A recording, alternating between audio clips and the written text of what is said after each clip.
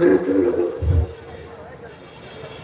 आज और प्रेमियों सत्संग का समय हो गया, सब लोग सामने आगे बैठो ताकि एक एक वचन वाणी आपकी समझ जाए। जब बचनोगे, सुनोगे, समझोगे, अपने जीवन में उतारोगे तो हर मुसीबत आपत्ति से आप बच जाओगे। ये वचन बचने बचाने के लिए उच्चारण किए जाते हैं। ये कोई भाषण स्पीकर नहीं है, ये कोई मनोरंजन नहीं है, कोई कथा वार्ता नहीं है। ये संतों महात्माओं की अमर वाणी जो जीवात्मा को अमर देश पहुंचाने वाली है। अगर इसको आप समय से समझ लो, अपने जीवन में उतारो तो हर वचन का लाभ आपको मिलेगा। तो समय आपने खराब किया है, उसी समय का प्रायश्चित आप करोगे। 10 जुलाई 1952 से और 2012 ये सुनाने, समझाने, जगाने का समय, लेकिन फिर भी आप सो गए। गुरु के की जानकारी में बिल्कुल सो गए, उनके वचनों की समझदारी में आप सो गए। इसीलिए आपको यह दिन देखने को मिला। आज गुरु परिवार में शंका के बादल छा गए, चारों तरफ शंका, संदेह, घोर भ्रम। गुरु के प्रति, गुरु के वचनों के प्रति, गुरु ने जो वादे किए, संकल्प और प्रतिज्ञा की, उनमें शंका। ये शंका ने आपका कितना नुकसान किया। इसीलिए सत्संग के दौरान ये बराबर आपको बताया गया कि बच्चा शंका मत करना। शंका विनाश का कारण होती है। अगर परिवार में शंका हो जाए तो भाई भाई में तुरंत बंटवारा करना। पति पत्नी में अगर शंका आ जाए तो कोर्ट कचहरी, मुकदमा, अदालत करा कर। इसलिए शंका से बचने बचाने के लिए त्रेता युग का इतिहास आपके सामने लिखा है। वो विद्वान ब्राह्मण रावण 4 वेद 6 7 18 पुराणों का ज्ञाता था। उत्तम कुल पुलस्त करनाती, शिव विरंश पूजे वो भांति। इतना कुलीन ब्राह्मण प्लस ऋषि के परिवार का, जिसमें अपनी अखंड साधना आराधना से ब्रह्मा विष्णु महादेव को वश में कर लिया, लेकिन समय के जगाए नाम की शंका से नहीं बच पाया। जो ऋषि मुनियों ने त्रेता में राम नाम जगाया, उस राम नाम में उसने शंका की, ये राम भगवान का नाम राम नाम नहीं, ये राम भी भगवान नहीं। बस इसी शंका में सोने की लंका चली। देखो शंका कितनी खराब। ऐसा विद्वान नहीं बच पाया शंका से, धनवान बलवान नहीं बच पाया, तो आज कलयुग का ये कमजोर गंदा भोगी विलासी जीव ये कैसे बच पाया? ये अपने आप को कैसे बचा लेगा? इसलिए प्रेमियों, शंका मत करो, बड़ी ही दुखदाई है। और महापुरुष तो शंका का विषय ही नहीं है। उनके दरबार में शंकाओं का समाधान किया जाता, और तुमने उन्हीं में शंका की जो शंका का निवारण करने आए। गुरु में शंका, अरे गुरु तो शंका का समाधान करता, और तुमने अपने गुरु में शंका की, गुरु के वचनों में शंका की, गुरु के वादों में शंका की। जो गुरु ने संकल्प प्रतिज्ञा की कलयुग भगाने और सच्चू लाने का, आपने उसमें भी शंका, तो तुम्हारा कैसे लाभ होगा? तुम्हारा कैसे कल्याण होगा? तुम अपने आप को शंका से कैसे बचा लोगे? तो मैं आज कुछ पूछने आया हूँ, कुछ बताने भी, क्योंकि आज सत्संग का पहला दिन है। अभी लोग बहुत आएंगे, ये मैदान एकदम खचाखच भर जाए, इतनी भीड़ होगी, क्योंकि धीरे धीरे गुरु की सच्चाई लोगों के समझ में आने लगी कि वास्तव में सत्य क्या है और झूठ क्या है और असल क्या है और नकल क्या है। अगर तुम ये समझ गए तो अब भी आपके लिए एक अवसर बचने बचाने का है। ये जो इस समय आप बैठे हो, ये आपको जगाने चिताने के लिए ये दोबारा एक अवसर आपको मिला है। जो मथुरा में 10 जुलाई 1952 से 2012 आपको सुनाया गया और जिसको आप भूल गए हो, एक बार मालिक की मौज हो गई कि एक बार इनको फिर बता दिया जाए, ताकि समय आने पर कोई ये न कर सके मुसलमानों की तरह कि हाय उससे हम न हो। ये हम आपको कहने नहीं देंगे। हमने 11 वर्ष से लगातार ये संदेश आपको सुनाया है, गुरु के वचनों को दोहराया है, उनके वचनों की याद कराई है और मेरा कोई काम नहीं, ना कोई सेवा लेने मांगने का, ना कोई सामान सम्मान लेने का, ना कोई पद लेने का, ये मेरा काम नहीं। मैंने गुरु वचनों की याद कराई है और आज भी करा रहा हूं और कराता रहूंगा जब तक राधे सुगुन मिलता रहेगा। बराबर आपके कानों तक बात पहुंचाता रहूंगा। मानना न मानना ये तो आपका काम, नहीं मानोगे तुम जानो तुम्हारा काम जाने। लेकिन हम ये हिंदुस्तान में किसी को ये कहने नहीं देंगे, चाहे वो हिंदू हो चाहे मुसलमान सिख ईसाई, किसी कौम जाति का हो, वो ये नहीं कह सकता कि बाबा जी के वचन हमको बताए नहीं गए। इसीलिए दोहराने का काम एक बार फिर आपको मौका मिल गया। ऐसा समय सृष्टि में किसी ने दिया नहीं है। जितनी अवतारी शक्तियां आई उन्होंने एक बार इशारा किया, नहीं माना तो मार काट के फरियाद कर। हिरण्यकश्यप को समझाया, नहीं माना तो मारा गया। रावण को समझाया गया, नहीं माना तो मारा गया। कंस को समझाया गया, नहीं माना तो मारा गया। जरासंध को समझाया गया, नहीं माना तो मारा गया। तो आपका क्या होगा? अरे इतिहास से अपने भी परिणाम की जानकारी ले लो कि तुम्हारा कैसा परिणाम होगा, कितना खराब होगा।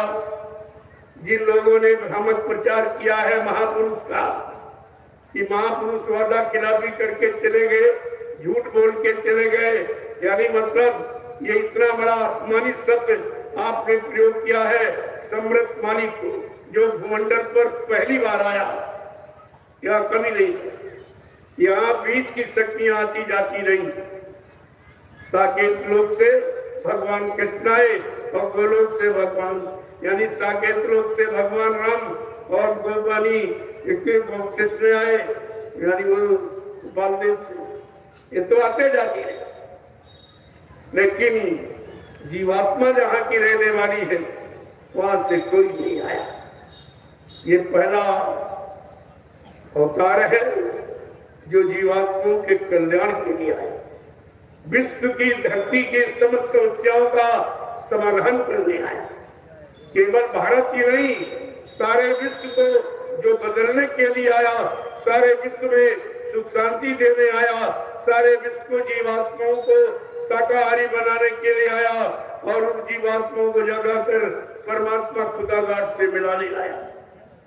ऐसा सम्राट मालिक भूमंडल पर कभी नहीं, ये पहली बार आया। किसी ने ऐसा काम भी किसी ने नहीं किया, ये जानकारी भी किसी ने नहीं दी। घूम घूम कर कबीर साहब से लेकर हजारों संत आए, लेकिन वो गुप्त संत, उन्होंने घूम घूम कर जानकारी नहीं दी। दरवाजे दरवाजे जाके ये काम उन्होंने नहीं किया।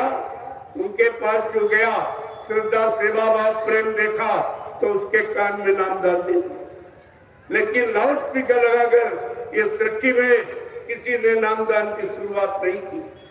अब तो बहुत लोग नकल कर रहे हैं, लेकिन शुरुआत किसी ने। ये पहली पहचान सम्राट मालिक की है कि उन्होंने लाउड स्पीकर लगाकर सारी सृष्टि को नामदान दे दिया। पेड़ पौधे, इनमें भी जीवात्मा, इनको भी नामदान मिल गया। जितने जीव है धरती पर सबको नामदान मिला। जो सारी सृष्टि के जीवों को मानव शरीर नहीं देने का जिसने संकल्प प्रतिज्ञा की है, क्या ये कोई साधारण है? उसे आप इंसान समझते हो, मुझे तुम बाबा समझते हो। तुम्हारी समझ में आज तक ये नहीं आया ये केरला इंसान है कि भगवान का भगवान है। अगर ये बात समझ में आ जाती तो आज गुरु परिवार में शंका, संदेह, भूल भ्रम के बादल नहीं छाए। तो प्रेमियों, आज सत्संग का पहला दिन है, इसलिए मैं आपसे कुछ पूछने आया हूँ और कुछ बताने भी आया।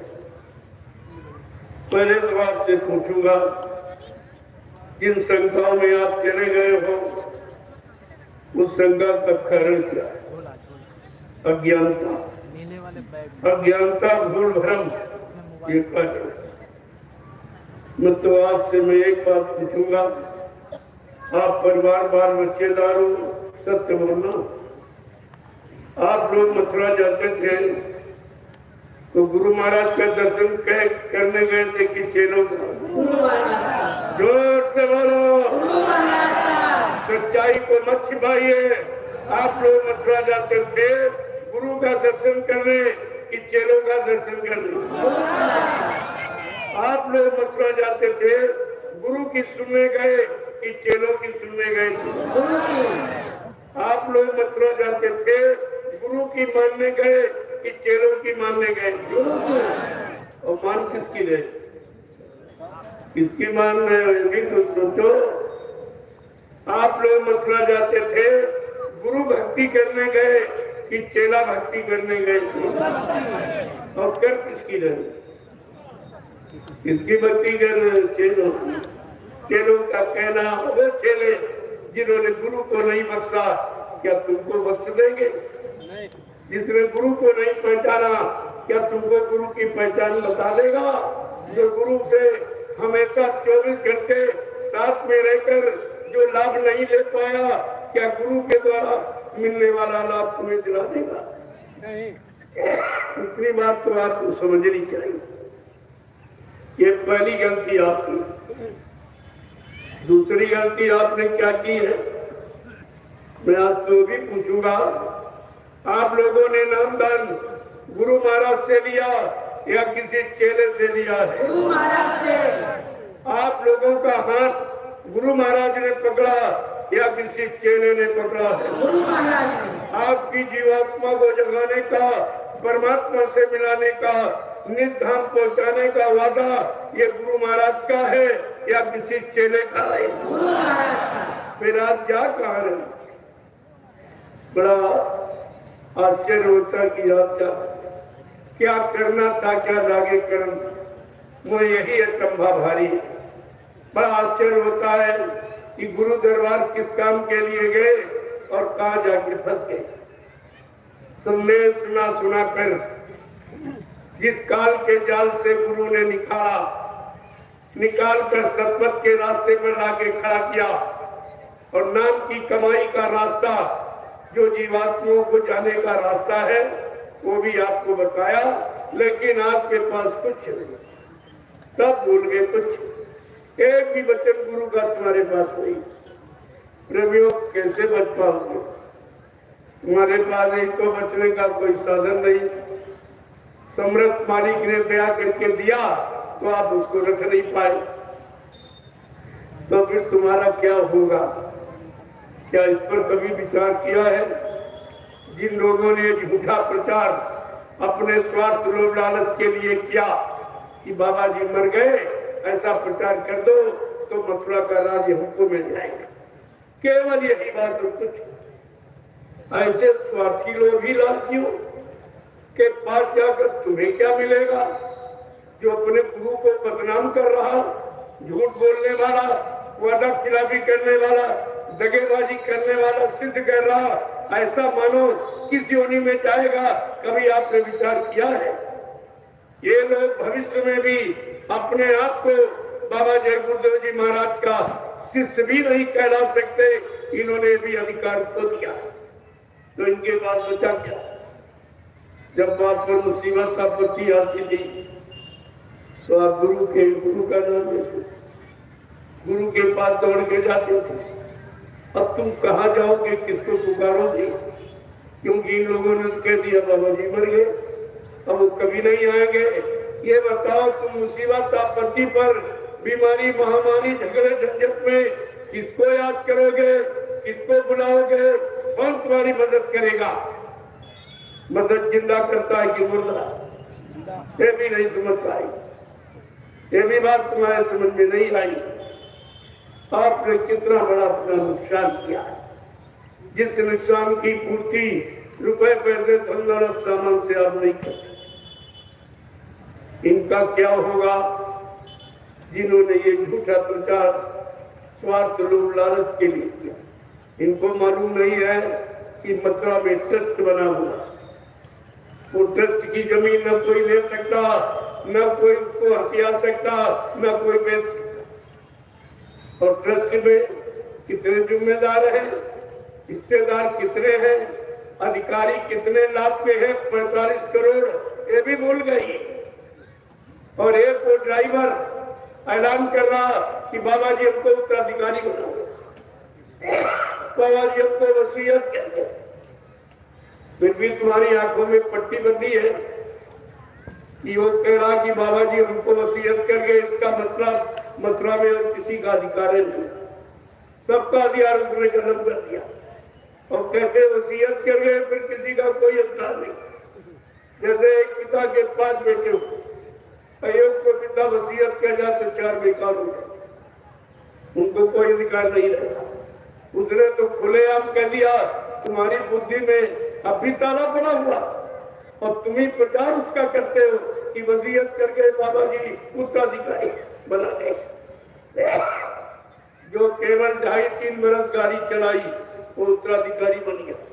सेवा तुमने दी, सेवा शरीर से तुमने की, प्रचार गुरु के वचनों का तुमने किया, भजन तुमने किया, आदेश तुमने माना, और तुम्हारा कुछ नहीं। और जिसने कुछ नहीं माना वो याद करोगे,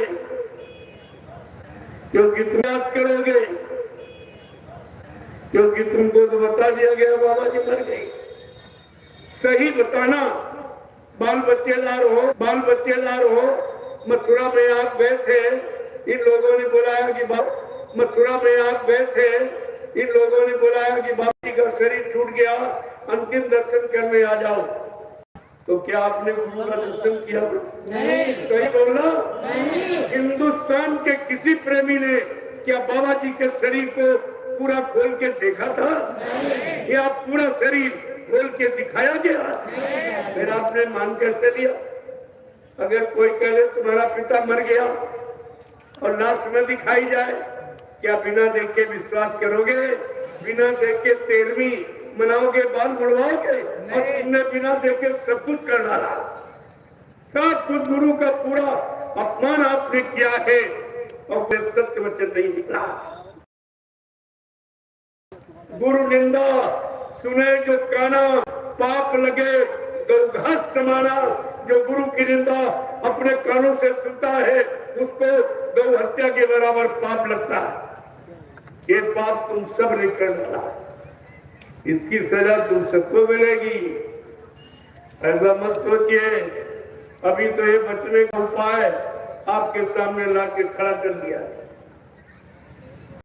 अभी आपके लिए मौका है। काय वक्त गुनाहों से तौबा कर ले, फिर न कहना कि हमने सुना था पैगाम से।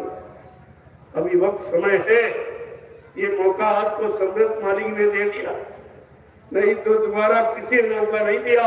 इतनी शक्तियां भारत में अवतरित हुई, लेकिन ये क्षमा किसी ने नहीं की है जो बाबा जगदीश जी महाराज ने अपने भक्तों की, कि चलो बेचारे अल्पायु हैं, अल्पज्ञ हैं, भोगी विलासी हैं, कोई जानकारी नहीं है, एक बार इनको फिर मौका दे दिया। ये दोबारा मौका आपको मिला है। मैं 11 वर्ष से लगातार पूरे हिंदुस्तान में घूम कर गुरु भक्तों की याद कर रहा हूँ।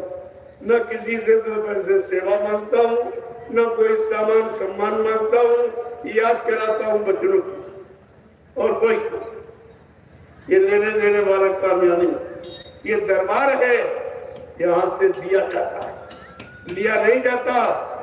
दरबार और दुकान में अंतर है। जो दुकानें लगी है उनमें बगैर पैसे दिए सामान आपको नहीं मिलेगा।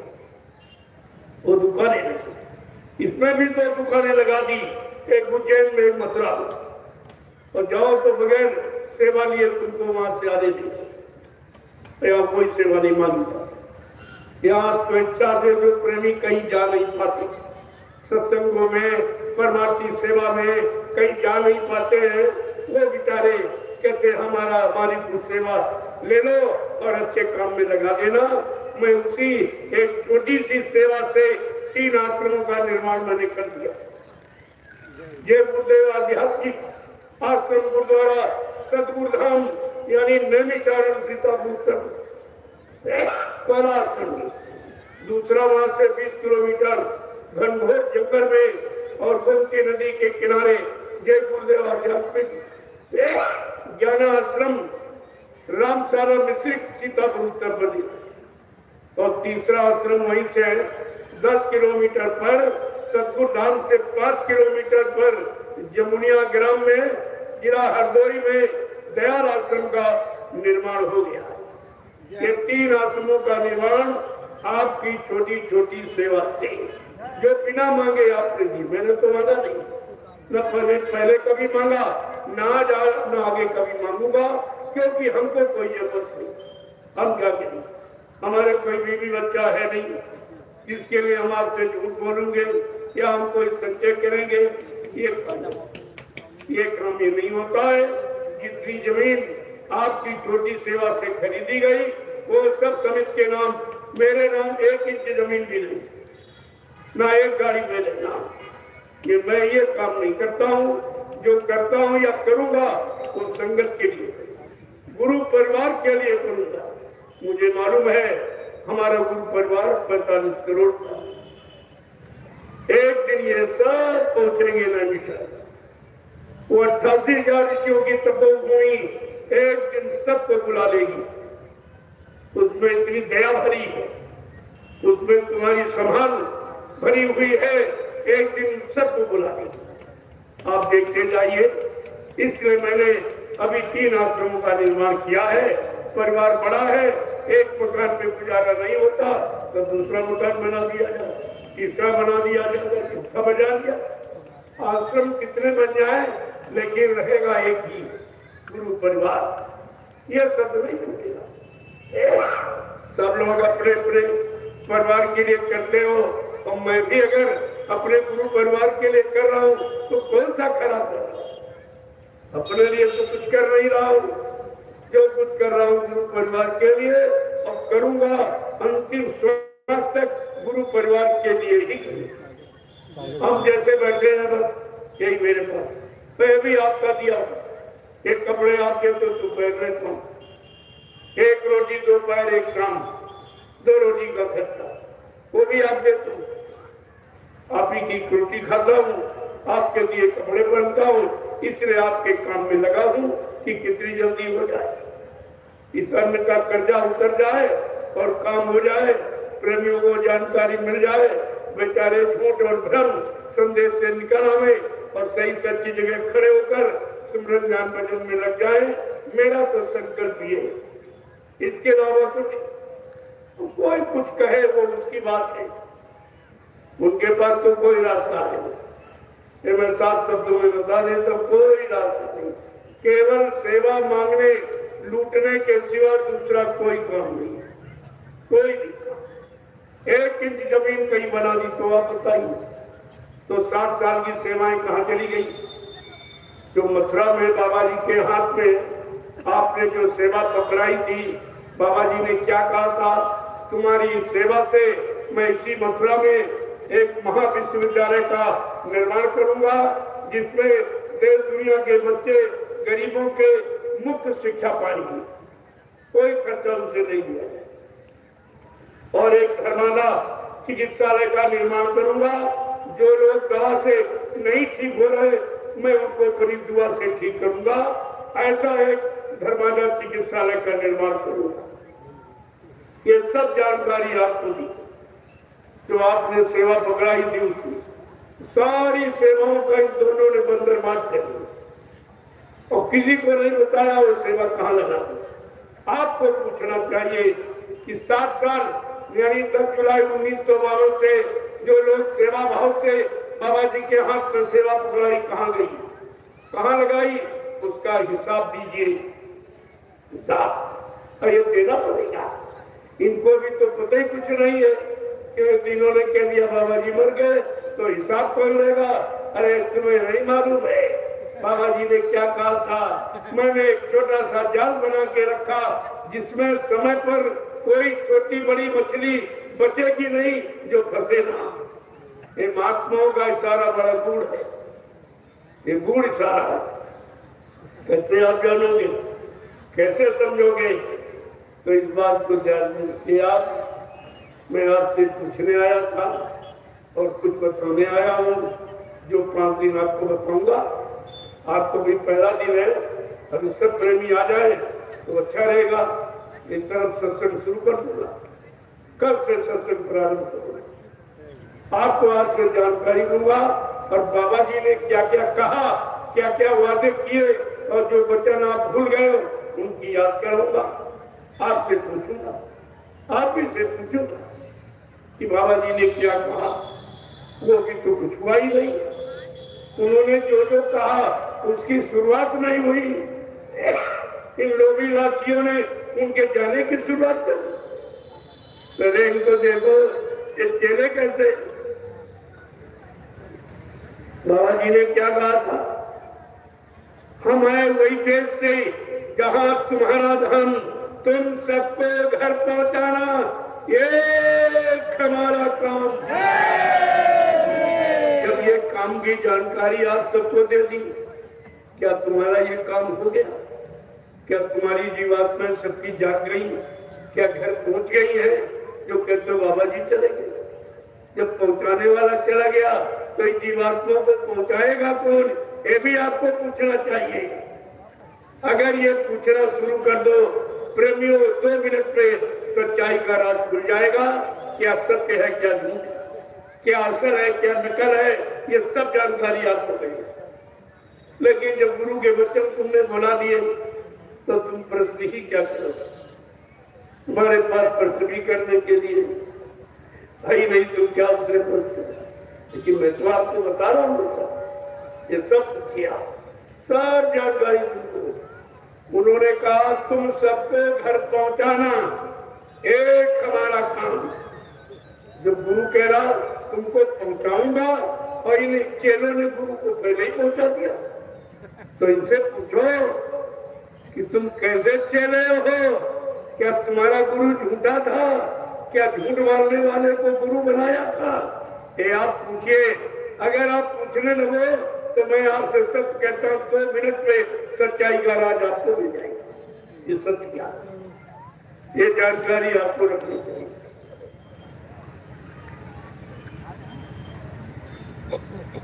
लेकिन आप सब बोल गए कुछ नहीं। तो जरा सुन लीजिए तो आपको जानकारी मिले। हमको आपसे कुछ नहीं चाहिए, ये मोटी बात है। जो आप ये सेवा भाव में देते हो, ये भी एक झंझट हमारे के लिए हो जाता। किसको सही जगह लगा दो जिससे आपका परमार्थ बिना तो पकड़े और हमारे पर कोई कर्जा न दे तुम्हारी सेवा। एक झंझट आप और समझ जाते।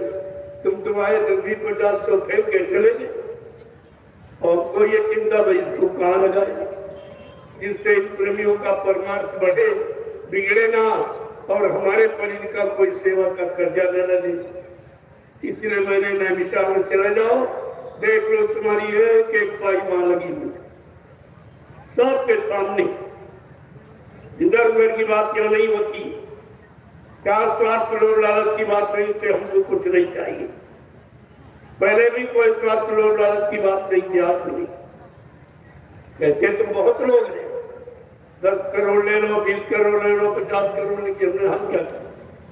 हम करेंगे क्या? हम किसको देंगे, किसके लिए? क्या करें आप? संगत की सेवा सही जगह लगा दीजिए, बस यही प्रार्थना हमारी थी। हमको नहीं चाहिए, सही जगह लगा दो ताकि इन प्रेमियों का परमार्थ न बिगड़े। अब ये कोई नहीं सुनता, क्योंकि इनके पास लगाने का तरीका नहीं है। ये घूस रिश्वत में खर्च किसी तरह बाबा जी की सच्चाई ये छिप जाए और ये सिद्ध हो जाए कि बाबा जी मर गए। इसके लिए कितना खर्च कर रहे हैं। हमने कहा फिर भी हम ये राज छिपने नहीं देंगे, बस तुम्हारे पीछे खड़ा हूं, तुम भग के कहां जाओगे, सारा राज खोल के रख दूंगा। अभी तो मैंने इशारे में आपको सब कुछ बताया है, लेकिन जब हुक्म आदेश हो जाएगा तो ये सब सच्चाई खोल के सामने रखूंगा, तब आप मान लेना। हमें कोई जल्दी नहीं, हमें मनाने की जल्दी नहीं है, लेकिन याद कराने की जल्दी जरूर है, ताकि कोई प्रेमी गुरु परिवार का ये न कह सके कि हमको बाबा जी की का वादा मालूम नहीं था, उनकी मतलब यानी ये संकल्प प्रतिज्ञा नहीं मालूम थी। आप ये नहीं कर, और कितनी मेहनत की आप भी कर रहा हूं, परिश्रम का फल हमेशा मीठा। जब शुरू में मैं निकला इस सत्य का संदेश लेकर के, तो मेरे साथ कोई नहीं था। मेरे साथ चलने में लोग डरते थे, ये तो अकेले हैं, वो दो है, उनके पास संगत है, उनके पास आश्रम है, जमीन है, और उनके पास रुपया पैसा सब कुछ है, इनके पास कुछ नहीं। हमने बिल्कुल सच, मेरे पास जो उनके पास है वो मेरे पास नहीं, जो मेरे पास है वो उनके पास नहीं। कहते आपके पास क्या है? हमने, हमारे पास हमारा गुरु है और उनका गुरु मर गया है, उनका गुरु मर गया है मेरे पास। तो गुरु बल इस संसार में काम करता है, और कोई राम ने कोई धनु नहीं तोड़ा जनकपुरी में, वो गुरु के बल से टूटा। जिसने गुरु का सहारा लिया, गुरु को सिर माथे रखा, उसका कोई बाल बांका नहीं। जाको राके साइया मार सके नहीं कोई, और बाल न बांका कर सके, चाहे जग पैरी हो, सारा संसार एक तरफ हो जाए, लेकिन गुरु भक्त को न कोई मार सकता है, न कोई उसको हरा सकता, उसकी जीत प्रबल है। अब तो समझो कौन आगे बढ़ गई, लेकिन कोई नहीं। धीरे धीरे कभी 500 जुड़े, 1000 जुड़े, हट गए, फिर जुड़े, फिर हट गए, फिर जुड़े, हट गए। ये प्रक्रिया धीरे धीरे चलती रही, और आज ये फुलवाड़ी आपके सामने देखिए, ये आपके सामने है। मेहनत करके, वहां तो पुरानी संगत पहले की है, वहां कोई मेहनत किसी ने एक भी प्रेमी नया नहीं बनाया। उन्हीं को लूट खा रहे, उन्हीं को ठग रहे, उन्हीं से सेवा लेकर ऐसे आराम कर रहे। लेकिन यहाँ मेहनत करके एक एक प्रेमी को जोड़ा गया है और जोड़ा जा रहा है। आप इसको देखिए तो सब तुम्हारी समझ में आ जाएगा कि वह वास्तविकता कहाँ है। ये समझ में आपको सब आ जाएगा। मैं ऐसी भूमिका आपके सामने बना के रखता हूँ जो हिंदुस्तान में आज तक किसी ने नहीं बताई, और सब आपके सामने। पहला ये शोभा यात्रा कभी नहीं निकाली, इस तरह की प्रसाद वितरण की, आशीर्वाद की, ये किसी ने नहीं निकाली। और दूसरा ये झंडा, हिंदुस्तान में कितनी राजनीतिक पार्टियां, सबके पास झंडे, धर्म स्थलों पर सब जगह झंडे, और तो इसमें भी जय गुरुदेव के झंडे लिए। लेकिन जो काम यहाँ हो रहा वो झंडे से कोई करा नहीं। ये कह रहे बाबा जी मर गए, चले गए, तो हमने कहा तुम सिद्ध कर दीजिए, झंडा गाड़ कर एक प्रेतात्मा उतार दीजिए, एक बीमारी कम कर दीजिए, हम तुम्हारी बात मान लेंगे। नहीं तो पछता के, आंसू गिरा के तुम्हें जय गुरुदेव प्रभु नाम झंडे के नीचे एक दिन आना ही होगा। ये सत्य का झंडा, ये गुरु की जानकारी का झंडा है, ये सत्यता है गुरु की। मुर्दा थोड़ी काम करता, जिंदा काम करता। अगर जिंदा नहीं तो झंडे से काम जरूर कर रहा, क्योंकि झंडा किसी का मेरा नहीं है, झंडा है प्रभु नाम का, और प्रभु सबका है और सबका खेवनहार है। उसके यहाँ हिंदू मुसलमान कोई नहीं, जात पात, वो सबके हित के लिए। ये झंडा जो गड़ा है ये सबके हित के लिए। आज भी आप परीक्षा कर ले, परिक्रमा कर ले, यानी 51 बार, 101 बार, तो आपको पता चल जाएगा कि झंडे की महिमा क्या है। लेकिन एक बात है कि आपको शाकाहारी नहीं, केवल एक परहेज है कि आप शाकाहारी। सबको ये दवा फायदा करेगी, परहेज नहीं करो कि भाई दवा की कोई गारंटी नहीं है। ये आपके सामने गड़ा कोई एक पैसा किसी से, ये लेने वाला दरबार नहीं देने वाला। हिंदुस्तान में आज तक किसी ने प्रसाद बांटा नहीं, ये मेरा पहला था। सारे हिंदुस्तान में प्रसाद बांटा और उसके बदले किसी से कुछ नहीं मांग रहा। पहला तो काम ये कोई नहीं, दूसरा झंडे वाला काम कोई नहीं, तीसरा शोभा यात्रा कोई नहीं निकला सकता। यानी कितने कुंटल प्रसाद बढ़ता कोई गिनती नहीं है, ये काम कोई नहीं। और ये आध्यात्मिक संदेश ये भी कोई नहीं। और इसके बाद ग्रामवासियों को निमंत्रण और कन्या पूजन ये भी किसी ने किया ही नहीं आज तक धरती पर। वो भी काम आपके सामने गिनते जाइए कितने काम, एक भी काम की कोई नकल नहीं कर सकता। पहले तो हमारी नकल करते थे, लेकिन अब वो भी इनके बस की बात थी। और अभी आखिर में 15 सितंबर 2023 को मैंने पूरे हिंदुस्तान में घोषणा की, अगर आप सच्चे भारतवासी हो, अपने को भारतीय कहलाना चाहते हो, तो अपनी एक पहचान बना लो। हर देश में लोगों की पहनावे की पहचान, हर देश के भोजन की पहचान, हर देश की भाषा की पहचान। अरे तुम भी अपनी भारतीयता को कायम रखने के लिए, भारतीय संस्कृति को उजागर करने के लिए आपको अपनी पहचान बनानी होगी। मैंने कहा आप लोग भारतीयवासी, इतने भारतवासी हैं जो अपने को कहते हैं अपनी भारतीय पोशाक में आ जाए। भारत की पोशाक कुर्ती, कुर्ता, धोती, कमीज, पैजामा, टोपी और पगड़ी और लंगोटी, ये पहनावा ये ऋषि मुनि महात्माओं के द्वारा दिया गया। आप इसको धारण करो, देखो तुम्हारे मन में कितनी शांति, मन के विकार समाप्त हो जाएंगे। सादा जीवन, उच्च विचार, ये है उन्नत का आधार। ये गांधी का नारा था, उनका संकल्प था, उनकी प्रतिज्ञा थी। आज उनकी प्रतिज्ञा को सबके सामने उजागर किया जा रहा। लोग तो केवल नारेबाजी करते रहे, गांधी के नाम पर लूटपाट करते रहे, यानी ये तो सब किया, लेकिन गांधी जो कहा वो करके किसी ने दिखाया नहीं है। आज वो मौका आपके सामने।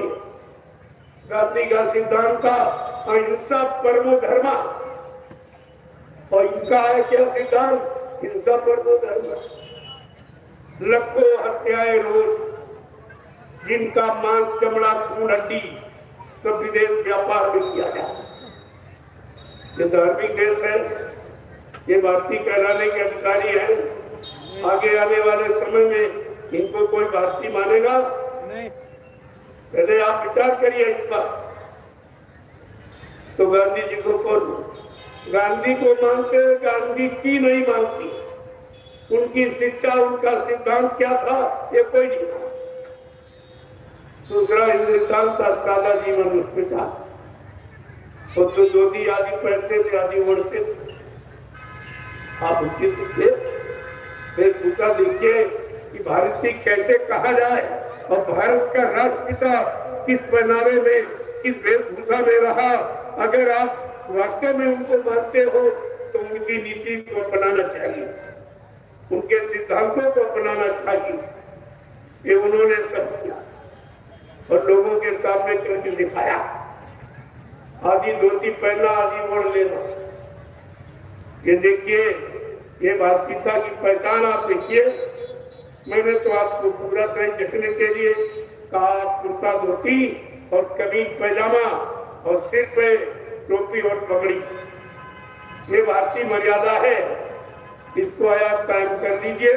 अगर मन को विकारों से दूर करना चाहते हो, आपको ये करना पड़ेगा। और सबके लिए मैं पूरे हिंदुस्तान के लिए कह रहा हूं कि सब लोग अगर अपनी हिंदुस्तानी जो तुम्हारी भाषा हिंदी और संस्कृति आप इसको अपना ले और सारे सिद्धांत और सारे कानून उसी हिंदी संस्कृत में बना दिए जाए तो भारत की जनता खुशहाल हो जाएगी।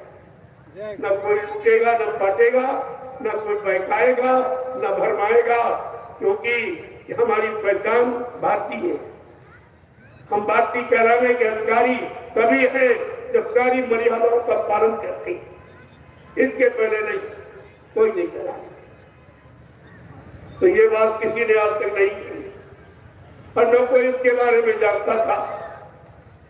ये तो मैंने 15 सितंबर 2023 को बलिया और मऊ और आजमगढ़ के बॉर्डर पर जो मैंने अभी कार्यक्रम किया है उसमें ये घोषणा की है कि सारे हिंदुस्तान के लोग अगर अपने आप को हिंदुस्तानी कहना चाहते हैं, भारतीय कहना चाहते हैं, तो भारतीय पोशाक और भारतीय खान पान जिसको सादा है, जो मतलब सीजनल अनाज, सीजनल दालें, सीजनल सब्जियां, फल फूल मेवे, दूध मक्खन मलाई घी, ये हमारा भारतीय खान पान, इसको अगर अपना लो तो तुम्हारे यहाँ कोई बीमारी नहीं, कोई परेशानी नहीं और सादगी वेशभूषा में आ जाओ, तुम्हारा मन खराब नहीं होगा।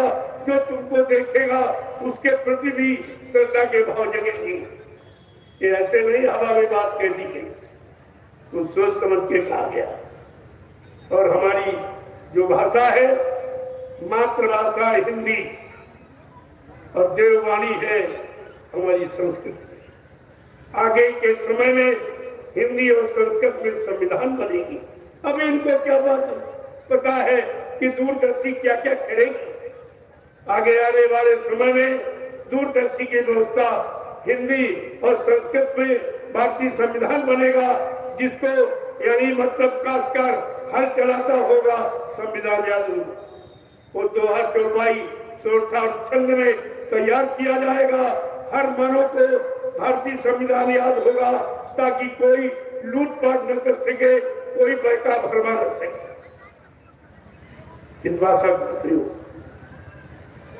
और खान पान भेदभाव, इसी बात की तो जरूरत है और आज तक ये किसी ने नहीं किया। जितने बादशाह हुए उनको देखिए, कोई पैंट पतलून पहनता था, जरा उनकी राजा महाराजे बादशाहों की पोशाक देखिए आपका, तो इन्होंने तो नकल करना भी नहीं सीखा कि हमारे भारत भूमि का शासक कैसा होना चाहिए।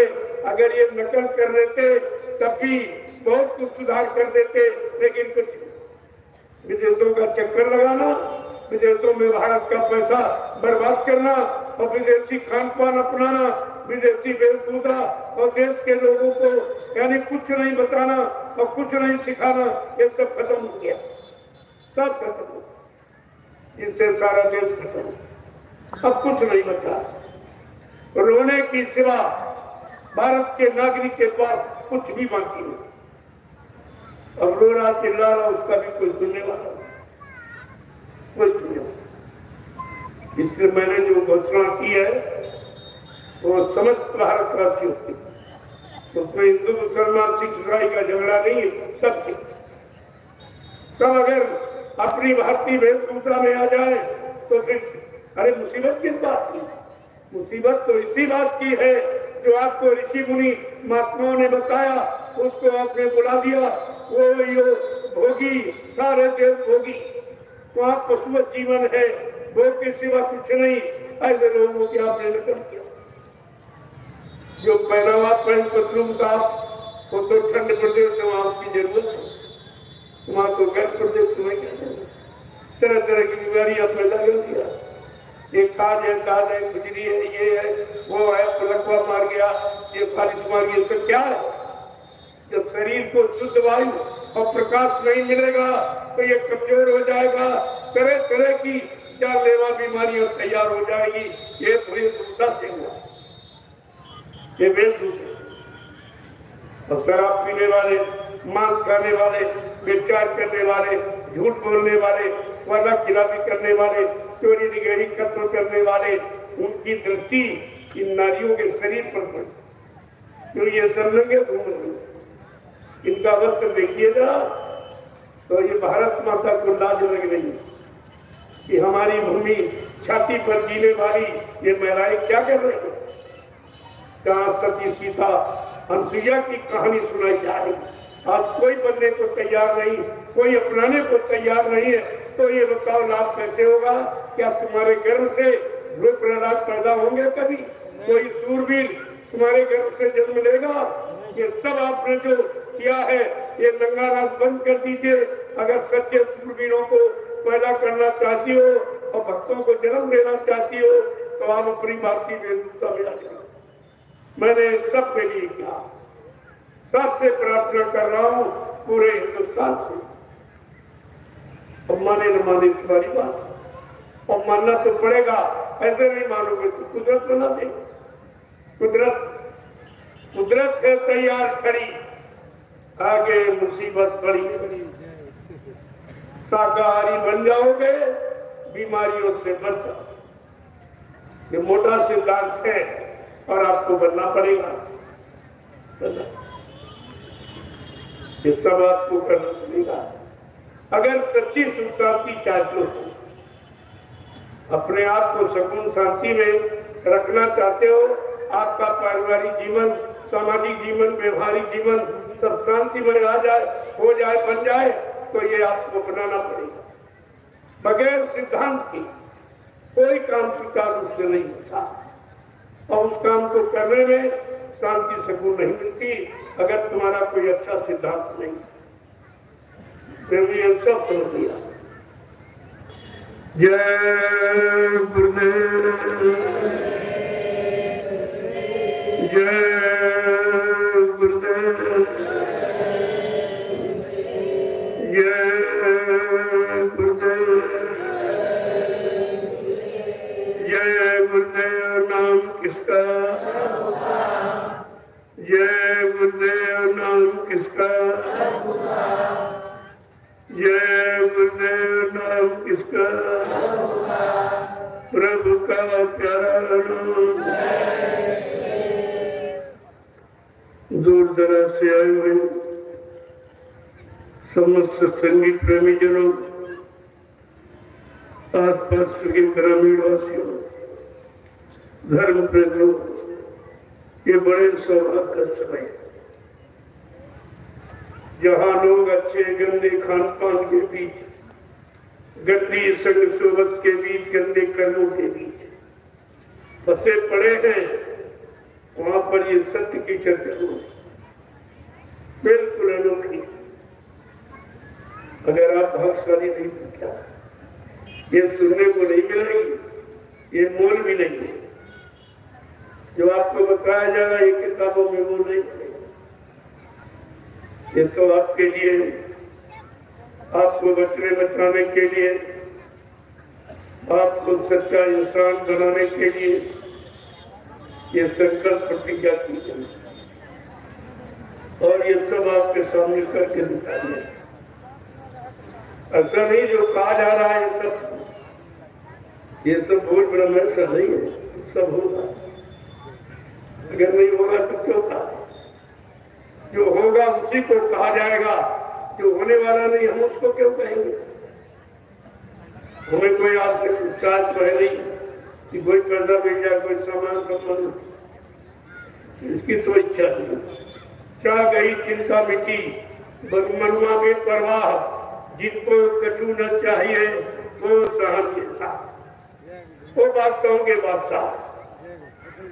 इसलिए मैं आपको बताना चाहता हूँ, जिस महापुरुष के बारे में आपने कितनी बड़ी भूल की है, मैं उनके वचनों को आपके सामने रखना चाहता हूँ कि बाबा जी ने क्या क्या कहा और वो भी कुछ हुआ नहीं और तुम सब भूल गए। तो फिर से इसको याद करो, यही आपके काम आने वाला। बाबा जी ने कहा कि हम आए हुए देश से कहा तुम्हारा भाग, कहा मैं ब्रह्मा के ब्रह्मलोक से नहीं आया हूँ, विष्णु के विष्णुलोक से नहीं आया हूँ, शिव जी के शिवलोक से नहीं आया हूँ, राम के साकेत लोक से नहीं आया हूँ, कृष्ण के गोलोक से नहीं आया हूँ, देवी देवताओं के देवलोक से नहीं है। मैं आया हूँ सतलोक सत्य नारायणी धाम, जहाँ की सारी सूत्र जीवात्माएं आज ये मृत लोक मंडल में ये मानव शरीर में बैठी है। मैं इनके वास्ते, इनको जगाने के लिए, इनको घर पहुंचाने के लिए आया। ये वादा। दूसरा वादा क्या किया कि नाव लगाई शब्द की, चल बैठे तो मैंने नाम की नौका लगा दी भवसागर पार से ले जाने की। जो संभल कर बैठ जाएगा, विश्वास करेगा, यानी प्रेम प्यार मोहब्बत से जो गुरु के कदमों में आया है, वो अगर बैठ जाएगा तो मैं उसको भवसागर सिखाऊंगा। तीसरा वादा क्या किया? कहा भवसागर भरमो नहीं, ये प्रताप हमार, और निश्चय करके मान ले तो तृप्त तारू पार। केवल मान ले, जान ले, पहचान ले, काम है उसे भवसागर के पार करके वो जीवात्मा को घर पहुंचा दूंगा। अब बताइए इसमें आपको करना क्या? न माला घुमानी है, न हाथ का बंद करना, केवल गुरु पर विश्वास करना। ये विश्वास क्या है? बिन विश्वास न कोनो सिद्धि, बिना विश्वास के कोई काम सिद्ध नहीं होता। और आपने विश्वास खत्म कर दिया, तुम्हारा कोई काम सिद्ध होने वाला है नहीं, क्योंकि आपने सिद्धांतों के खिलाफ, गुरु के बल खिलाफ आपने सब काम किया। चैलेंज क्या है? इस भवसागर में भ्रम मत करना कि तुम्हारे लिए कोई दूसरा आएगा। कहते नहीं, केवल मेरे पर भरोसा कर, मुझ पर विश्वास कर, और मेरे इस भवसागर पर ले जाने वाले नाम नौका पर पहुंच जा, मैं तुझको तेरे घर पहुंचा दूंगा। प्रभु ऐसा वादा सृष्टि में किसी ने नहीं, और वो तुम्हारी जीवात्मा के लाभ के लिए, और फिर भी तुम नहीं समझ पाए। अरे लिखा तो ये हित अहित पशु जाना, मानव तन गुण ज्ञान निधाना, कि हित अहित पशु भी जानता तो मनुष्य होकर अपना हित नहीं समझ पाए। कौन मेरा हित करेगा, कौन मेरा भला करेगा, कौन मेरा कल्याण करेगा, कौन मेरा उद्धार करेगा, तुम तो भी नहीं सोच पाएगा। आपकी सोच में कुछ नहीं है। अब ये बोल बरत के ठोकरें खा रहे हो क्या? और क्या कहा? कहा बच्चा मैं परिवर्तन करने आया हूँ, परिवर्तन करके ही जाऊंगा।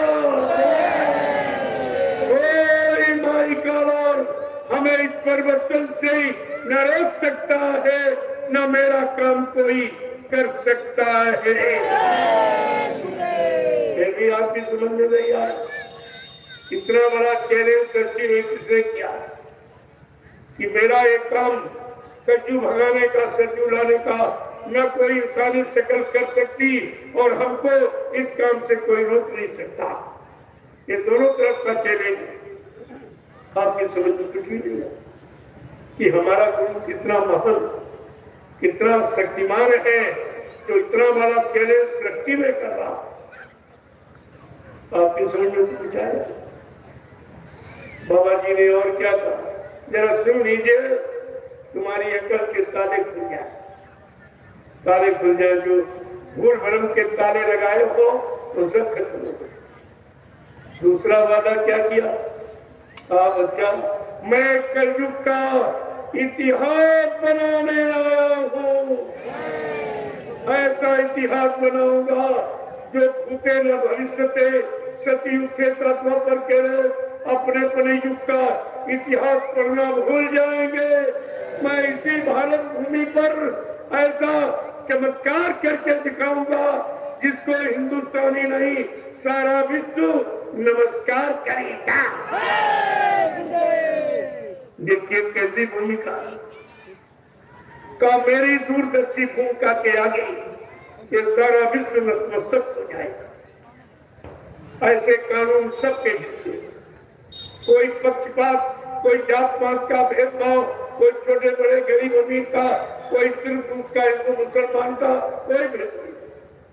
सबके लिए समान नीति, समान कानून, ये बात आपको सोचना।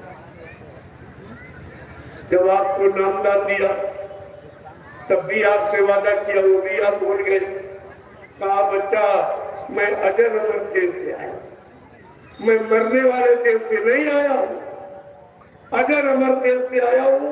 और जब तक इन जीवात्माओं को अजर अमर देश नहीं पहुंचा लूंगा, मैं चैन से बैठने वाला नहीं। जब तक मेरा एक भी जीव यहाँ रहेगा, मैं बराबर मौजूद रहूंगा। जब मेरे जगह सारे जीव चले जाएंगे, मैं पीछे से जाऊंगा। ये भी आप भूल गए, सब याद करूंगा। ऐसा थोड़ी या और कोई चर्चा नहीं होती, कोई लोभ लालच की नहीं, कोई एवं सेवा मांगने जाने की चर्चा या नहीं। या गुरु के वचनों की याद कराने की चिंता। और बाबा जी ने क्या कहा? कहा मैं कलयुग को भगाऊंगा, कलयुग को लाऊंगा। ये भी किसी ने युग परिवर्तन की बात किसी ने कही ही नहीं। रामकृष्ण आए, उन्होंने देसी प्रदेशी परिवर्तन की बात की थी, और बाबा जी ने विश्व परिवर्तन की बात की। मैंने यह समझो कितनी महान शक्ति, जो युग परिवर्तन और वो भी विश्व परिवर्तन की बात। सारे विश्व में सतयुग जैसी व्यवस्था होगी, और कलयुग की ये पूरी व्यवस्था, ये अत्याचार, अनाचार और भ्रष्टाचार, मांसाहार, ये सारी व्यवस्था खत्म कर दी जाएगी। कितना बड़ा चैलेंज, कितनी बड़ी भूमिका है, पहले आप समझ, तब तुम्हारी समझ में गुरु बच्चा लाएंगे। चलिए कहा मैं सबको शाकाहारी बनाऊंगा, सबकी जीवात्माओं को जगाऊंगा, परमात्मा से मिलाऊंगा। अगर ये काम करके न दिखा दूं तो इस बाबा को बाबा मत कहना। ये कितनी बड़ी सच्चाई होगी। और तो सब भूल गए, तुम्हारे पास गुरु का एक भी वचन नहीं। बाबा जी की सारी मेहनत 7 साल की तुमने पानी में फेंक दी, और अपना भी समय आपने खराब किया। किराया भाड़ा लगा के मथुरा गई, फिर मथुरा करने क्या गए? न सत्संग वचन याद है, न गुरु के वचन याद है, न गुरु का वादा याद है। याद को तुम याद फिर क्या है? फिर तुम्हारा मथुरा जाने का मतलब क्या? इस बात को आपको बहुत समझदारी होता है। बाबा जी ने तो पहले भी कहा था कि बच्चा आगे भविष्य में ऐसे उनका व्यवस्था बना के खड़ी करूंगा, फिर कुछ दिनों के लिए मैं तुम्हारे से दूर चला जाऊंगा। तुम इतनी जल्दी मुझे पहचान नहीं सकोगे। मैं अपने वादों की जानकारी दूंगा और सारे वादों को करके दिखाऊंगा। ये सब आपके सामने।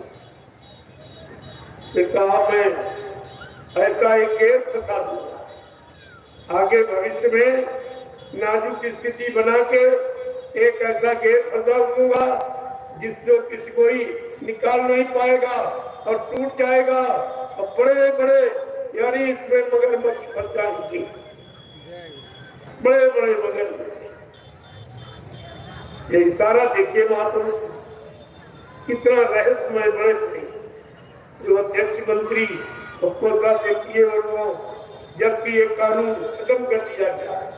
2010 में बाबा जी ने एक आदेश पारित किया था कि बच्चा मेरे यहाँ न कोई अध्यक्ष बनेगा न कोई मंत्री। जितने मैंने व्यवस्था बनाई सबको निरस्त कर, सारे बच्चों को निरस्त कर रहा हूँ। न कोई अध्यक्ष, न कोई मंत्री, न वक्ता प्रवक्ता। सब लोग सेवादार बनो, भजनानंदी बनो। परिवर्तन सेवादारों से, भजनानंदियों से होगा, अध्यक्ष मंत्रियों से, वक्ताओं से, नेताओं से। धार्मिक धारा न कभी परिवर्तन हुआ और न कभी होगा।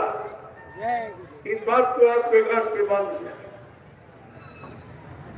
4 अप्रैल 2005 को जब इन लोगों ने स्लो भोजन में देना शुरू किया था, उसी समय बाबा जी ने एक आदेश पारित किया कहा था कि बच्चा, मैंने हिंदुस्तान में किसी को भी नामदान देने का न कोई आदेश दिया, न हमारी कोई ऐसी बोल दी। 2011 में इसी आदेश को फिर दोहराया कि मैंने हिंदुस्तान में किसी को भी नामदान देने का अधिकार नहीं दिया, क्योंकि अभी नामदान देने के काबिल कोई नहीं है। नामदान कौन देगा? जो अपनी जीवात्मा को जगा लेगा, परमात्मा से मिला लेगा और जीवों के 7 जन्म आगे 7 जन्म पीछे पाप कर्मों को जो धोना और मिटाना जानता है, वो जीवों को नामदान देगा। ये वचन कहाँ चले गए? ये वादे कहाँ चले? ये आदेश कहाँ चला गया? ये तो बेचारा को रखना ही चाहिए। जब देखा ये अपनी आदतों से बाज नहीं आ रहे, सारी छूट इनको दी गई, रुपए पैसे खाने पीने की, फिर भी नहीं थी, फिर भी ये मूड नहीं जागे, तो बाबा जी को कहना पड़ा। जो 40 लोग आश्रम में रहते, कहा बच्चा, तुमने आज जो अन्न खाया है वो लाखों लोगों का है, और न तुमने कोई सेवा की, न सेवा दी, न भजन किया। अब तुम सब लोग घर जाओ, भजन करो, तुम्हारा आश्रम पर रहना ठीक। कोई नहीं गया। बाबा जी ने फिर दोहराया, अरे भाई एक VIP गाड़ी ले लो, 10-10 लाख रुपए ले लो, तुम लोग घर जाओ, भजन करो, तुम्हारा आश्रम पर रहना भविष्य के लिए ठीक नहीं होता। कोई नहीं माना, बल्कि गुरु को आदेश देने लगे। पहले देखिए चेलों को, गुरु को आदेश दे रहे, इतने सालों से तुम्हारे साथ रह रहे, हम अब कहाँ जाए? ऐसा करे, आप ही कहीं जगह ढूंढ लीजिए। तो बाबा जी ने कहा ठीक है भाई, अगर तुम नहीं जाओ तो मैं ही चल जाऊँ। बस उसी को तोड़ मरोड़ कर कि बाबा जी ने तो कहा था मैं चला जाऊँ। उसका अर्थ लिखे, अर्थ का अर्थ क्या? उन्होंने कहा तब जो सलून से चला जाऊँ। कहा तुम अगर इस आदेश को नहीं मानोगे तो मैं ही चला जाऊँ। मनमानी कर लो भाई, कितनी करो, बात तो चली गई। ये बात कोई नहीं बताएगा, क्योंकि सब बंधे हुए, सब बिके हुए, सब कमीशन एजेंटी कर रहे हैं। तो इनको आने में हमारे पास शर्म लगती है कि हम कैसे जाएं, क्योंकि वो सब जानते हैं, सब भेद एक एक का। तुमने इतना लिया, तुमने इतना लूटा, तुमने इतना लूटा। अरे समय आने दो, सब तुम्हारे सामने खुल के आ जाएगा। अभी तो मैं इनको भी मौका दे रहा हूँ। आप गुरु परिवार के सदस्य हो, कोई दूसरे नहीं हो। गुरु परिवार का व्यक्ति कहीं नाराज होकर चला जाए या मूल ब्रह्म संज्ञा में हट जाए तो क्या वो परिवार का नहीं होता? मैं तो सबको गुरु परिवार का मानता हूँ। मेरे पास कोई किसी के प्रति कोई ऐसा भाव नहीं है। सबको अधिकार है परमात्मा से मिलने का और सबको गुरु की भक्ति करने का अधिकार है। लेकिन जब आप गुरु भक्ति भूल गए और चेला भक्ति में चले गए तो एक बार आपको फिर याद कराया जाए कि गुरु पार करेगा कि चेला पार करेगा। गोस्वामी महाराज ने रामचरित में लिख करके बताया कि कलयुग का जीव अपने गुरु में कहीं शंका न कर बैठे। क्या लिखा कि गुरु बिन भवनिधि इतर न कोई और जो विरंची शंकर समूह होई। ब्रह्मा विष्णु महादेव के समान कोई धनवान बलवान बुद्धिमान कीर्तिमान क्यों न बन जाए, लेकिन ये भवसागर बगैर समय के सदगुरु के कोई पार नहीं जाते। और वो गुरु जिसके पास नाम नौका, बगैर नाम नौका के तो पार नहीं जाएंगे। और बाबा जी ने कहा भी था, मैंने जय गुरुदेव नाम का इतना बड़ा जहाज लेके आया हूँ, अगर सारा विश्व मेरे जय गुरुदेव नाम जहाज पर सवार हो जाए तो बच्चा मेरे जहाज का एक कोना ही बनेगा। तो मैं आपसे ये भी पूछने आया हूँ, क्या जहाज खाली लौटान के नहीं गए? जो आपके फिर मन गए चले गए, क्या जहाज खाली चला? कि जहाज लगाने लाने का मतलब क्या? कि ये बुखार लगाने क्या मतलब? आओ आओ बैठो बैठो, चलो चलो, चलो बड़े घर चलो, जल्दी चलो, देर मत करो, बैठ जाओ नाम रूपी नौका पर विश्वास करके मैं तुमको तेरे घर पहुंचा दूं। ये क्यों कहा गया? ये सब आपको ध्यान में रखना चाहिए। लेकिन आप तो सब भूल गए, कुछ भी याद नहीं याद। अगर याद होता तो आपकी ये हालत नहीं। अभी तो मैं केवल इशारा कर रहा हूं। जो दोनों ने झूठा प्रचार कर दिया, स्वार्थ लोग लालच की। एक वो ड्राइवर, अरे तुम पढ़े लिखे हो, किसी ट्रस्ट का, किसी संस्था का, समिति संगठन का बारात पढ़िए आप, उसमें क्या लिखा है कि ड्राइवर संस्था का व्यक्ति नहीं होता, ड्राइवर प्राइवेट नौकर होता जो हर महीने तनख्वाह लेता, और संस्था के व्यक्ति सेवादार होते, कोई तनख्वाह नहीं। ये पहली पहचान है, तो यही आप बोलो। दूसरी बात, अगर संस्था में कोई गुजर जाए, शरीर छोड़ दिया, कहीं चला जाए या इस्तीफा दे दे, तो दोबारा संस्था को भंग करके पुनः चुनाव किया जाता।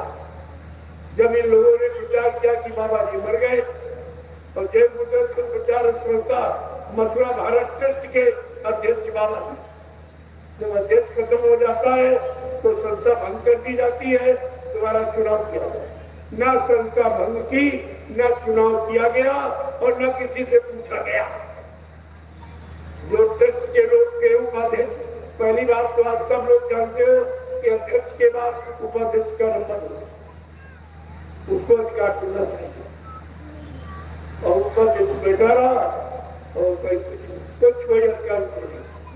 न ट्रस्ट के किसी व्यक्ति से पूछा गया, और हिंदुस्तान में एक 45 करोड़ चेला बाबा जी के, न इनसे पूछा गया कि ट्रस्ट का अध्यक्ष किसको बनाया जाए। उस समय के शासन ने अपने नाती रिश्तेदारी समझकर और उस ड्राइवर को गद्दी पर जबरदस्ती बैठा दिया। आपको भी कहना चाहिए कि संस्था हम लोगों की है। क्या हम लोगों में कोई पढ़ा लिखा नहीं है? क्या हमारे ट्रस्ट में और लोग इतने हैं? क्या उनमें से किसी को नहीं बनाया जा सकता था? इस प्राइवेट आदमी को कैसे बना दिया गया, जो केवल 2.5 साल बाबा जी की गाड़ी चलाई, न ये सत्संगी, न नामदानी है, न शाकाहारी है, न संस्था का मेंबर है, न इसने कभी सेवा की, न तो पैसे सेवा दी, ऐसे को गद्दी का बना दिया जाए? ये कौन सी बात? न तुमने कहा और न किसी ने किया। आप भी दोषी हो। वो अकेला तुम 45 करोड़ करते क्या रहे? क्या तुम्हारी बुद्धि ने काम नहीं किया कि ट्रस्ट का मतलब क्या है, ट्रस्ट का बायराज क्या बना, उसमें यानी कोई रोल ड्राइवर का होता है? कम से कम आपको सोचना चाहिए। फिर मैंने लोगों से पूछा, अरे भाई ये पूछो कि मतलब जो कह रहा बाबा जी को वसीयत कर दे, उत्तराधिकारी बना गए, ये कब किया, किसके सामने, ट्रस्ट के सामने किया गया कि प्रेमियों के से पूछ के किया गया? केवल उस समय के प्रशासन शासन ने अपने रिश्तेदारी नातेदार समझकर उस शराबी ड्राइवर को गुरु की गद्दी पर बैठा।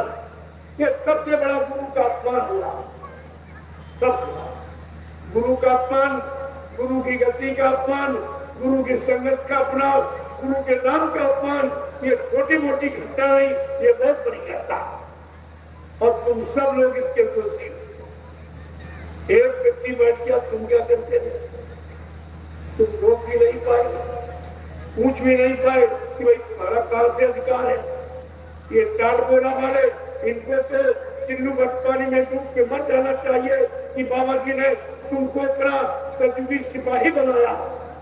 और सब मान रहे, सब उस शराबी का झोला पकड़े घूम रहे भी, इनके भी समझ में कुछ नहीं आ रहा। ये तुम्हारा टाट बोला किस काम का?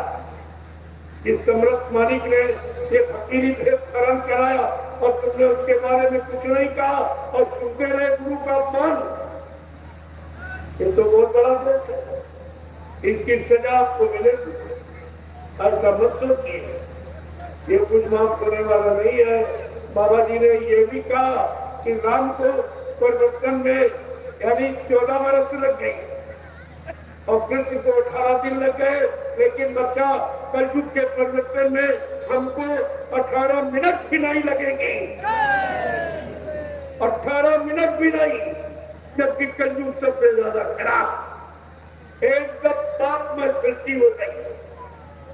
लेकिन मालिक कितना समर्थ है जो कह रहा मैं कलयुग की गंदी व्यवस्था को बदलने में मुझे 18 मिनट भी नहीं लगेंगे, मेरे पास ऐसी भूमिका है। आपको ये समझना चाहिए, अपने गुरु की मर्यादा को ध्यान में रखें। और मैं तो सब कुछ करूँ।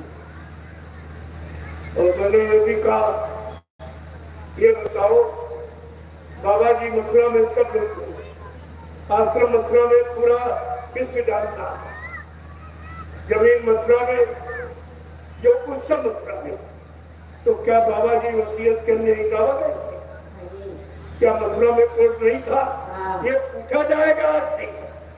मैं इसलिए जानकारी दे रहा हूँ, आपसे पूछा जाएगा कि बाबा जी मथुरा में, आश्रम मथुरा में, मंदिर मथुरा में, जमीन मथुरा में, तो क्या बाबा जी वसीयत करने इटावा गए थे? क्योंकि वसीयत तो झूठी दावा में बता रहा। इसका पिता वकील था, उसने झूठी वसीयत करा के और कोरोना में वो भी चलाई। और क्या कोई बता नहीं है जिसने ये शुरुआत की, बाबा जी शरीर छोड़ के चले गए और वो सब यानी मौत के घाट उतर गए। एक बचा है, वो भी सबसे बड़ा। ये मथुरा अपने आप खाली हो जाएगी, आपको कुछ नहीं करना। अपनी सत्य की यानी जगह खड़े रहो, सुमरन ध्यान भजन में लगे रहो, गुरु बच्चों को याद करते रहो, ये सब तुम्हारे सामने होकर गुजर आप देखते हैं। प्रेमियों, ये सब ध्यान रखना चाहिए। जय गुरुदेव।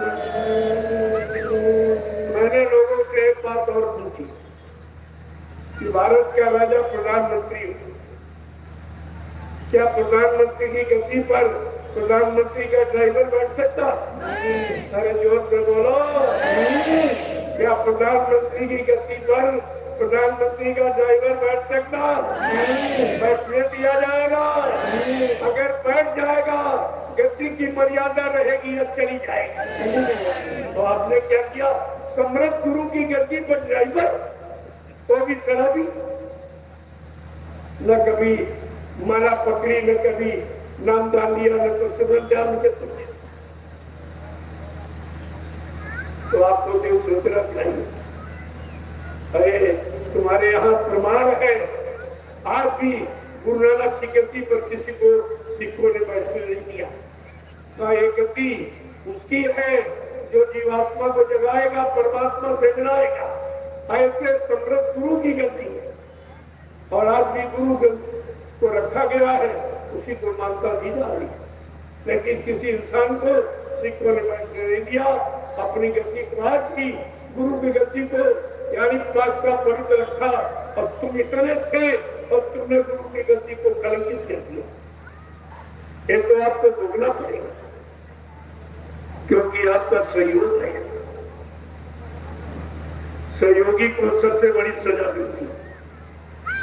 पहला दोषी सहयोगी। हमारे यहाँ धर्म शास्त्र में लिखा है, अनुमंता विशालता निहन्या कर विक्रय संच करना चौकना कच्चे ध्यान का। ये पढ़ने वाले से सलाह देने वाला बड़ा पापी होता, और आपने सलाह का दान दिया और दे रहे हैं, आज भी सलाह सहयोग कर रहे हैं। तो इसलिए तो कोई बचने वाला नहीं। अब आप सोचो तुम कैसे बचो। इसलिए सत्संग तो आपको कल सुनाऊंगा, आज आपसे पूछा है और आपको जय गुरुदेव, जय गुरुदेव, जय गुरुदेव। नाम किसका?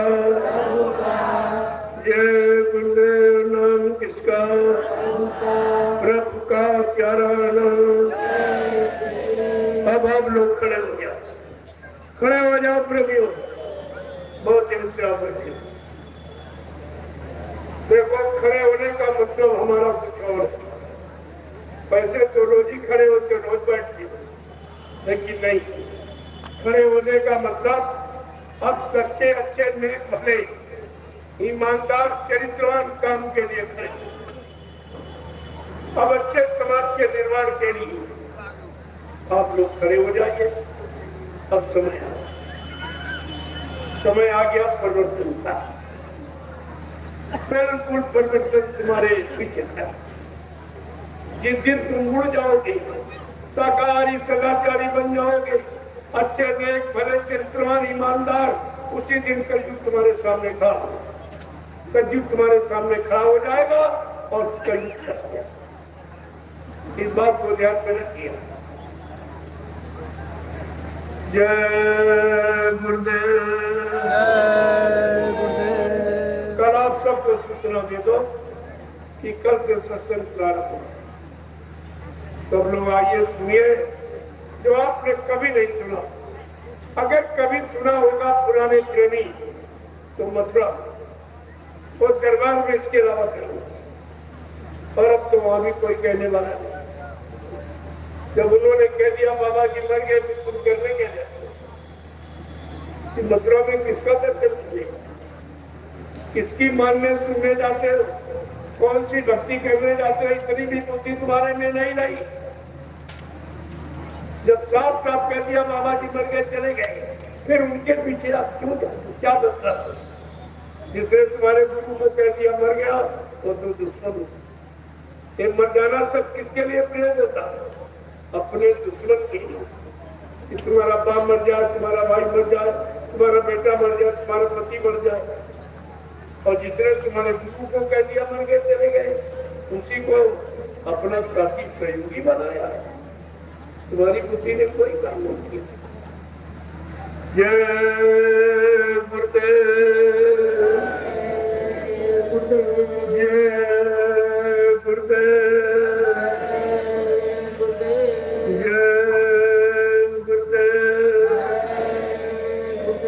जय गुरुदेव, किसका? प्रभु का। जय गुरुदेव। नाम किसका? प्रभु का। प्रभु का प्यारा नाम। जय गुरुदेव। जोर से बोलो, सब मिल बोलो, बोलना होगा, अभी से बोलो, दुख दर्द हरेंगे, सब कष्ट मिटेंगे, सुख शांति मिलेंगे, सबके दाता, सबके मालिक, प्रेम से बोले, ये नाम नहीं इंसान का, ये काम नहीं इंसान का। ये नाम क्या कह रहा है? अब कलयुग में इंसानों के बस का कोई नहीं, चाहे राजनीति हो चाहे धर्म नीति, ये काम किसी के बस का नहीं है। 70 साल की आजादी ने पूरी राजनीति की परिभाषा आपके सामने खोल दिया। कोई काम नहीं, चुनाव के सिवा कोई काम नहीं। चुनाव पर चुनाव, चुनाव पर चुनाव, सारा देश चुन गया, कुछ नहीं करता। और ये भी नहीं बताया चुनाव का खर्चा क्या है। सबसे बड़ी चोरी भारत की जनता के साथ की हुई, हम आपको बताएंगे। एक पंचवर्षीय चुनाव जो आगे 24 में होने जा रहा, एक पंचवर्षीय चुनाव का खर्चा 70 अरब रुपए। इतना महंगा चुनाव और काम कुछ नहीं। 70 साल तो कलयुग में एक जीवन है। कितने दिन तो व्यक्ति जिंदा रहता, 70 साल तो इसी झूठ बोलने, वादा खिलाफी करने, यही लोग लालच में चले गए, कुछ नहीं। तो प्रेमियों क्या हो, जब 70 साल में व्यवस्था बनी थी वो नहीं रख पाए, तो अपने तरफ से नई व्यवस्था सुख शांति की कैसे बनाएंगे, जिसको अपनी सुख शांति और मान सम्मान अधिकार के सिवा जनता के बारे में कुछ नहीं सोचना, कुछ सोचना ही। ये तो आपको मानना पड़ेगा। मैं कोई आलोचना की दृष्टि नहीं करता, मैं सच्चाई की, जो संत महात्माओं का सत्य बोलने का अधिकार है, सत्य बात कहने का अधिकार है, उसको जरूर कहा जाएगा। नहीं जो सत्य नहीं कहेगा तो सत्य का द्रोही माना जाएगा। जो गुरु बच्चों को नहीं बताएगा वो गुरु का द्रोही कहलाएगा। जिससे धर्म की स्थापना होती, संत महात्माओं की भूमिका व्यवस्था को जो छिपाएगा वो धर्म का द्रोही कहलाएगा। प्रेमियों, तीन द्रोह में आप फंसे और निकालने वाला कोई नहीं। फिर तुम्हारा क्या होगा इस पर अभी विचार कर लो। अभी वक्त है गुनाहों से तू तौबा कर ले और फिर न कहना हमने सुना था पैगाम। ये सब के लिए राजा रैयत, हिंदू मुसलमान, संपूर्ण मानव जाति के लिए ये संत महात्माओं का पैगाम संदेश सबके हित में होता। अब वो न समझ पाए, उल्टा अर्थ लगाए तो ये उनकी बुद्धि की बात है, ये उनकी मानसिकता की बात है। जय गुरुदेव। प्रेमियों, ये धार्मिक मंच है, यहाँ से सत्य और धर्म का ही संदेश दिया जाएगा। उसको कहने में कसर नहीं रखी जाएगी, उसको छिपाया नहीं जाएगा। भारत की जनता से उसको चोरी नहीं सिखाएगी, चोरी नहीं की जाएगी, सब बताया जाएगा। जय गुरुदेव। अब आप लोग लाइन से खड़े हो जाओ, मैं सबसे मिलना चाहता। आपकी इच्छा, क्योंकि कुटी में इतनी जगह नहीं है कि बुला के आपसे मिल लेता, और इतने लोगों से एक बार की मिला भी नहीं जाता। लेकिन मैंने एक व्यवस्था बना दी है, एक लाइन में महिला, एक में पुरुष। अभी 1 घंटे में मिले लेता हूँ आपको। जब आपने बैठकर 2 घंटे संदेश सुना है तो 1 घंटे मिले लेता हूँ। जल्दी किस बात की? और ये चीज कहीं मिलेगी नहीं, आप कोई नहीं बताएगा। जय गुरुदेव। सतयुग को लाएंगे, विश्व में शांति को लाएंगे, जन जन में प्रेम को लाएंगे। इन 3 सूत्रों को याद रखना। ये 3 सूत्र पूरा करना किसी के बस की बात नहीं। यही तो लोगों के सामने एक समस्या है। मैं कोई न कोई नई घोषणा करता ही रहूंगा, देखूंगा, तब ऐसी बात आपके सामने रखूंगा। और वो बात जो हिंदुस्तान में किसी ने कही नहीं, किसी की मन बुद्धि वहां तक भी नहीं पहुंची कि भारत देश में खुशहाली क्यों नहीं, शांति क्यों नहीं है, ये सम्मान लोगों का करना ये क्यों भूल गए हैं, सच्चाई, ईमानदारी ये सब क्यों खत्म हो गई, ये सब बताना चाहूंगा, तब आप हो जाए। जय गुरुदेव। देखो ये प्रसाद भी लाया हूँ आपको, ये इलायची दाना रामदाना, ये प्रसाद है, ये लड्डू वड्डू प्रसाद नहीं है। वो तो जो प्रेमी दूसरे की सेवा ले आते, कई लोगों ने कहा हमारी सेवा पहुंचा देना, तो उनको दे देता हूँ, एक अपने बच्चों को दे। बाकी असली प्रसाद भी है, असाद प्रसाद में झगड़ा मत किया करो। असली प्रसाद ये रामदाना, ये बरसों रखे रहो कभी खराब नहीं, लड्डू तो 4 दिन में खराब हो गया, तो प्रसाद कभी खराब होता है। जय गुरुदेव।